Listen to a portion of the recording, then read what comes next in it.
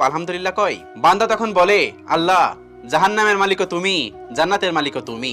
তুমি আল্লাহ খুশি হয়ে যদি আমাকে জাহান্নামও দাও, তাও আমার আপত্তি করার কোনো অধিকার নেই। আল্লাহ তখন বলেন, বান্দা, জাহান্নামে গেলে তুই পুড়ে যাবি, তোর খুব কষ্ট হবে।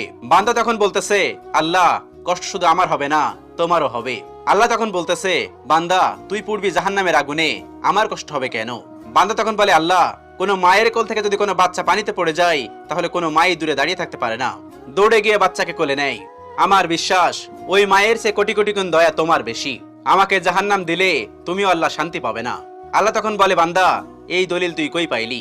বান্দা তখন বলে, আল্লাহ, আমাদের জাতির পিতা ইব্রাহিম আলাইহিস সালাম তোমার প্রেম মুখে নিয়ে যখন নমরুদের আগুনে পড়ে গেল, তার আগেই তুমি বলে দিলে